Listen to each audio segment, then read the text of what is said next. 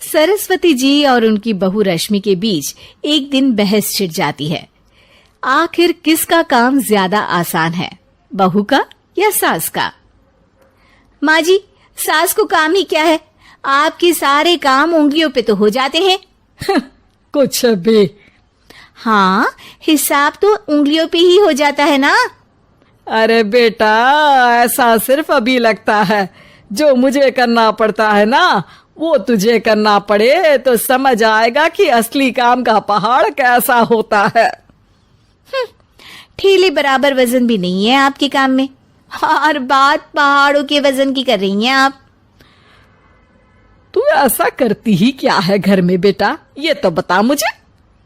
मैं थोड़ी ना कुछ करती हूँ, सब जादू से हो रहा है इस घर में। अरे एक दिन मेरा काम करोगी तो समझ आएगा। Okay okay, shut up. कल से मैं घर के काम करूंगी और तू मेरी जगह हर चीज का हिसाब रखना, ठीक है? ठीक है, ये भी कर लेते हैं। ये सास बहू की डील के बारे में रश्मि के पति अमन को नहीं पता था और ना ही अमन के पिताजी सुरेश जी को। पर गेहूं के साथ साथ जैसे घुन भी पिस जाता है, ये दोनों भी पिसने वाले थे। सुबह अमन उठकर रेडी होता है ऑफिस जाने के लिए, तो पता है उसके कपड़े नहीं निकले हुए हैं।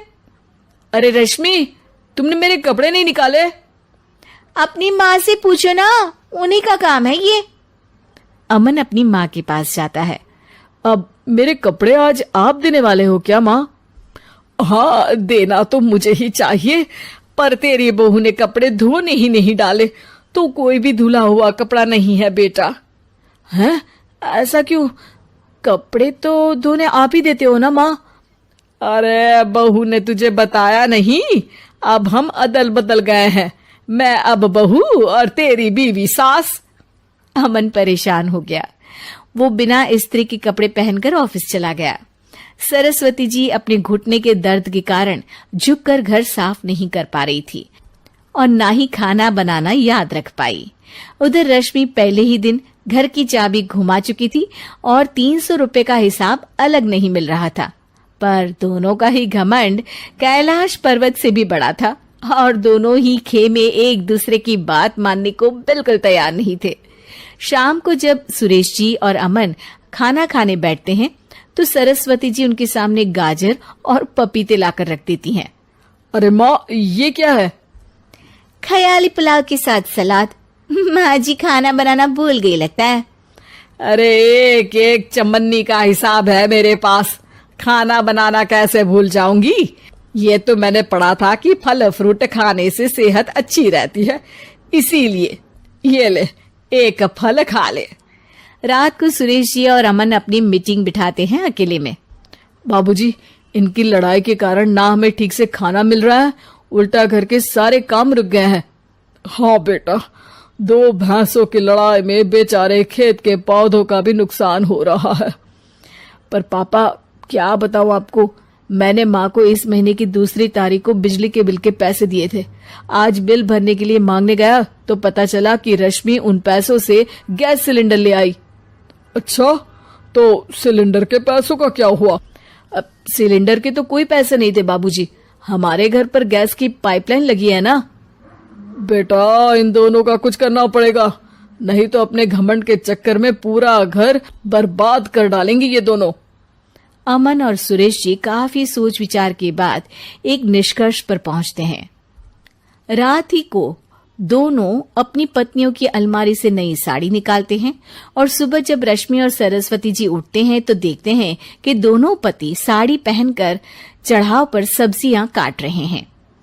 अरे ये सब क्या हो रहा है? क्या हो रहा है मतलब? आप दोनों अदल बदल हो सकते हो तो हम क्यों नहीं? अरे क्या मतलब? नहीं नहीं, मेरी भी बचपन से किसी की बहू बनने की इच्छा थी, तो आज से सरस्वती तुम बड़ी बहू, मैं मिडल बहू और अमन छोटी बहू। अरे लेकिन सब घर पर बैठ जाएंगे तो कमाएगा कौन? ये घर कैसे चलेगा?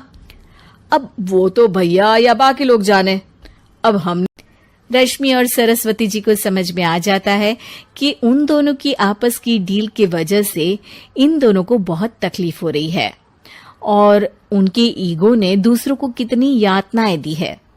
अब असल में माँ जी आप सही थी, सास बनना बहुत मुश्किल है। अरे हाँ बेटा, और तू भी, मुझसे तो नहीं हो पाया सब घर के काम, वापस बदल ले क्या? हाँ हाँ बिल्कुल माँ जी, और अब आप दोनों भी बदल लीजिए। कोई आ गया तो आप दोनों को देखकर क्या सोचेगा? अच्छा है, आप दोनों के समझ में ये बात तो आई। मैं फटाक से कपड़े बदल लेता हूँ। अरे रुक जा बेटा, एक फोटो ले लेती हूँ तेरी।